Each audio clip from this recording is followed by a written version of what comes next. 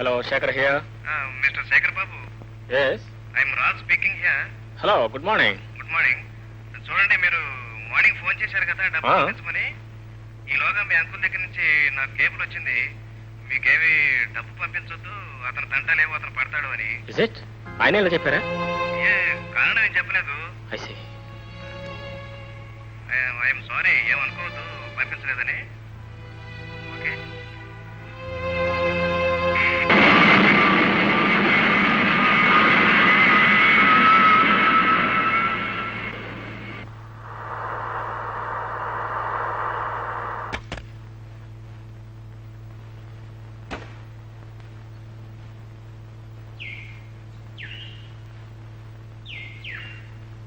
ఎవరు కావాలండి మీకు? సారీ, ఈ ఇల్లు మీరు కొన్నామండి మొన్న. ధర్మారావు గారు ఎక్కడ ఉన్నారు చెప్పగలరా? ఎక్కడ తోటలో ఉన్నారండి. Taxi taxi taxi up reverse వెళ్ళి.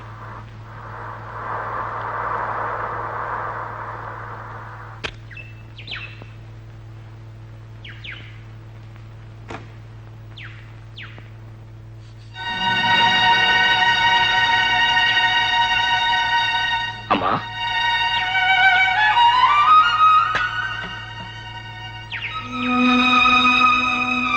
మన ఇల్లు ఎందుకు అమ్మాల్సి వచ్చింది? మాట్లాడవేమ్మా. మన ఇల్లు మీ తోటలో ఉండాల్సిన కర్మ ఎందుకు పట్టింది? చెప్పమ్మా, అసలు ఏం జరిగింది చెప్పమ్మా.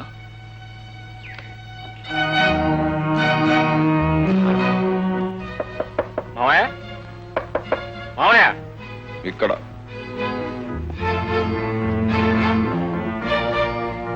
మా నాన్న నువ్వు విడిపోయారా? అవును, ఎందుకని? పరిస్థితులు అలా వచ్చాయి. ఏమిటా పరిస్థితులు? ఎందుకు అలా వచ్చాయి?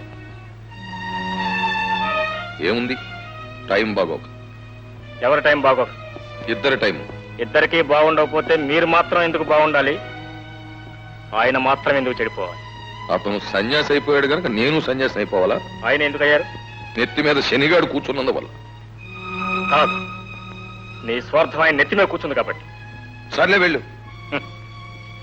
నిజం తెలుసుకోకుండా నేను ఇక్కడి నుంచి వెళ్తాను నువ్వు కల్లో కూడా అనుకోవద్దు. ఇద్దరూ సమాన భాగస్వాములుగా వ్యాపారం చేసినప్పుడు లక్షల నష్టం వస్తే ఇద్దరికి సమానంగానే రావాలి. ఆయనకు మాత్రం ఎందుకు వచ్చిందో నువ్వు చెప్పి తీరాలి. నేను జాయింట్ గా కలిపి చేసిన వ్యాపారంలో రాలేదు నష్టం. మీ నాన్న సొంతంగా చేసిన దాంట్లో వచ్చింది. ఓహో, ఆయన సొంతంగా కూడా వ్యాపారం చేశారా? వెళ్ళి మీ నాన్న అడుగు. ఆయనకు చెప్పే నోరే ఉంటే ఆయనకు అంత అన్యాయం జరిగేది కాదు, నువ్వు ఇంత మోసం చేయగలిగేవాడు కాదు. ఏమిటి నేను చేసిన మోసం? మీ లాభాలు తినేశానా, మిమ్మల్ని ముంచేసి మేడలు కట్టేశానా? రెండూ చేశావు. రెండూ చేసి ఎన్ని లాభాలు గడించావు. ఎన్నో ఏజెన్సీలు వచ్చాయి, ఎన్నో లక్షల లాభాలు వచ్చాయి. కానీ ఒక్కనాడైనా ఇదిగో ధర్మారావు ఇది నువ్వు ఉంచుకున్నావా? నాటికి ఒకటి ఇచ్చావు. అది ఎలాగో మూసేయాల్సి వస్తుందని తెలిసి ఆయన మొక్కను పారేసి అభం శుభం తెలియని అమాయకుడు కాబట్టి సంబరపడ్డాడు, ఎగిరి గంతేశాడు, కొండెక్కాడు. చివరికి మమ్మల్ని అందరినీ కలిపి కొండెక్కించాడు. మిస్టర్, ఆఖరిసారిగా చెబుతున్నాను, మొన్నటి వరకు మీరిద్దరూ కలిసి చేసిన వ్యాపారాలన్నింటిలోనూ ఇద్దరూ సమాన భాగస్వాములుగా మొత్తం లెక్కలు వేసి మాకు రావాల్సింది మాకు పారాయండి. లెక్కలు బొక్కలు అన్నీ తేలిపోయాయి, సంతకాలు కూడా అయిపోయాయి. తెలుసు, సంతకాలున్న కాగితాలన్నీ చించి పారేస్తే లెక్కలన్నీ బొక్కల్లోకి వెళ్ళిపోతాయి. మర్యాదగా మా డబ్బంతా ఇస్తావా లేదా? రేయ్ సుబ్బడు, ఇతన్ని బయటికి దోసేసి గేటు మూసేయ్. అంతవరకు వస్తే ఇంకా దారుణంగా ప్రవర్తించాల్సి ఉంటుంది. అవసరమైతే నీ శవం మీద నుంచే నడిచి వెళ్లాల్సి ఉంటుంది. జాగ్రత్త. అసలు నీకు బుద్ధి ఉందా లేదా? నువ్వు మనిషి అని మెత్తలా? ఎవరా ఎక్కడ వెళ్ళమంది? ఎందుకు వెళ్ళావు? చేసిన అన్యాయానికి సమాధానం చెప్పమని అడగటానికి. ఏ నువ్వే అడగాలా? నేను అడగలేనా? నువ్వు అడగలేవు, నీకు నోరు లేదు, అందుకే అడగడానికి వెళ్ళాను. నోరు అందరికీ ఉంటుందిరా. పుట్టిన ప్రతివాడికి నోరు ఉంటుంది. ఉంటే ఆ నోరు ఎప్పుడు ఉపయోగించాలి, ఎందుకు ఉపయోగించాలి, ఎలా ఉపయోగించాలి అని జ్ఞానం ఉండాలి. నోరు ఉంది కదా అని నీ ఇష్టం వచ్చినట్టు మాట్లాడి ఉన్న సంబంధాలు తెగదెంపులు చేసుకుంటావా? సంబంధం ఏమిటి? అతనికి మనకున్న సంబంధం ఎంతసేపు అతను స్వార్థం తప్ప. అవునరా, అతను స్వార్థపరుడే. స్వార్థంతోనే ఈ పనులన్నీ చేస్తున్నాడు. చేస్తే నీకొచ్చిన నష్టం ఏమిటి? ఏమిటా? ఒకేసారి ఒకే స్థితిలో వ్యాపారం ప్రారంభించి అతను మిద్దెలు ఎందుకు ఉండాలి, మన పాకాలు ఎందుకు ఉండాలి? మనం వ్యాపారం ప్రారంభించినప్పుడు ఈ పాక కూడా లేదురా. మన బ్రతుకులు ప్రారంభమైంది నడి రోడ్డు మీద. మేడల్లో ఉండాలి, కారులో తిరగాలని అంటలేదు. తన్నే నమ్ముకున్న ఒక మనిషిని ఎందుకు అలా మోసం చేయాలంటున్నాను? ఎవరిని అడుగుతావా? మన కర్మాన్ని సరిపెట్టుకు అంతే. రే, ప్రతి బియ్యపు గింజ మీద తినేవాడి పేరు రాసి ఉంటుందిరా. మనకు అదృష్టం లేదు, దొరకలేదు. దానికి అతను మోసం చేసి అంటావేంటి? ఆ అమ్మాయి పేరు మీదగా వ్యాపారం చేశాడు, కలిసి వచ్చింది. నీ పేరు మీదగా చేశాడు, కలిసి రాలేదు. చూడు, నష్టపడ్డప్పుడల్లా ఎదటివాడు నష్టపరిచాడు అనుకోవడం, దెబ్బ తగిలినప్పుడల్లా ఎదటివాడు దెబ్బ తీశాడు అనుకోవడం మానవ సహజం.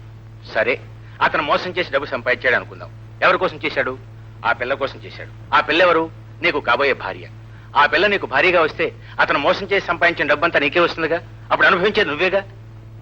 అక్కర్లేదు. ఒకరి దయాభిక్షమే బ్రతకాల్సిన కర్మ నాకేం పట్టలేదు. నిజంగా అంత కర్మ పట్టిన రోజున అతను అక్కర్లేదు, అతను కూతురు అక్కర్లేదు, అసలు ఈ పెళ్లి అక్కర్లేదు. మీకు తెలియకపోవచ్చు, తెలిసిన మీరు చెప్పలేకపోవచ్చు. గ్యారంటీగా అతను మనల్ని మోసం చేశాడు. లేకపోతే ముందుగా ఫర్మ్ పేరు తీసుకుని ఆ తర్వాత నష్టం వస్తుందని తెలిసి నా పేరటే మార్చాడు. ముఖ్యంగా మనతో తెగతింపులు చేసుకోవాలనే ఉద్దేశంతోనే ఇలా బిహేవ్ చేసుకుంటాడు. ప్రియా, ఏమిటమ్మా? అవునత్తయ్య, బావ ఎప్పుడు వస్తాడని ఎదురు చూసినంత సేపు పట్టలేదు విడిపోవటానికి. అది వాళ్లకు సంబంధించిన విషయం కాదత్తయ్య, బావ చెప్పిన దానిలోనూ నిజం లేకపోలేదు. నాని సంబంధం తెగతింపులు చేసుకోవటానికే ప్రయత్నిస్తున్నాడు. ప్రియా, అది మాట్లాడటానికే వచ్చాను. నాకు వేరే సంబంధాలు చూస్తున్నారు. నన్ను బలవంతంగా కాళ్ళు చేతులు కట్టైనా సరే నాకు వేరే సంబంధం చేయాలని చూస్తున్నారు. బావ గట్టిగా నిలబడితేనే తప్ప బావకి నాకు పెళ్లి కాదు. వద్దమ్మా, బాధపడకు. ఈ వేడి కొద్దిగా తగ్గని రాత్రి వాడితో నేను మాట్లాడతానుగా. నువ్వు వెళ్ళమ్మా, వెళ్ళరా.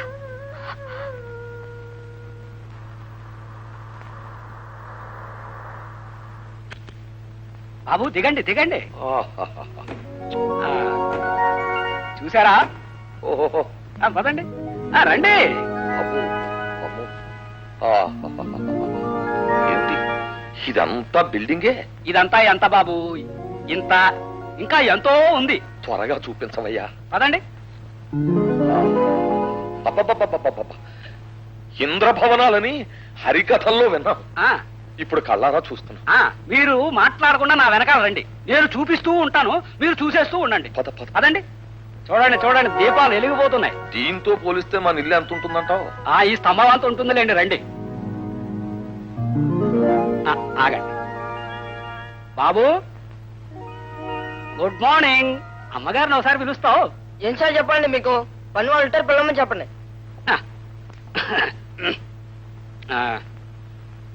అమ్మాయి, పాపా, ఏమిటండి? అమ్మగారిని ఒకసారి పిలువమ్మా. కూర్చోండి, పిలుస్తాను. కుర్రాడేమిటయా మరి గడుగ్గా ఇలా ఉన్నాడు? ఉన్న స్థితి ఏమిటి మరి?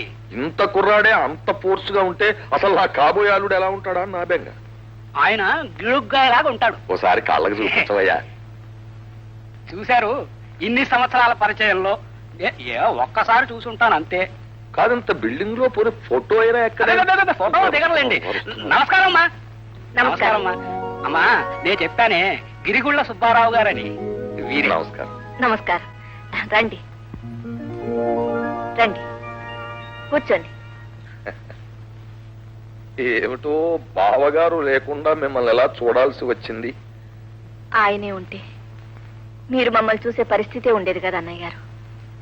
అన్ని విషయాలు ఆయనే చూసుకునేవారు. అది నిజమేనండి. ఒక విధంగా ఈ రకంగా మిమ్మల్ని చూసే అదృష్టం నాకు లభించింది. నాకు అంతే చాలు. ఆ అబ్బాయి గారు ఎక్కడో. అబ్బాయి గారు అబ్బాయి గారు ఇక్కడ ఎందుకు ఉంటారండి?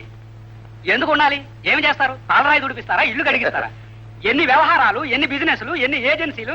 ఇదిగో చూడండి, ఉదయం ఇండియాలో లేచి టిఫిన్ తింటే మధ్యాహ్నం అమెరికాకి లంచ్కి వెళ్ళిపోతారు. ఆ తర్వాత రాత్రి డిన్నర్ కి రష్యా వెళ్ళిపోతారు. అయ్యయ్యయ్య. అది అమ్మా, ఏదో పరిచయం చేద్దామని తీసుకొచ్చాను. ఇక లేవండి, లేవండి. అమ్మా, వస్తాను. సెలవు. సెలవు? చిన్నప్పుడు జ్యోతిష్కులు రాయడం మర్చిపోయారు కానీ మా అమ్మాయిది మహారాణి యోగం. వస్తానమ్మా. మంచిది. అమ్మా, మిగతా విషయాలు మళ్ళీ వచ్చి మాట్లాడతాను.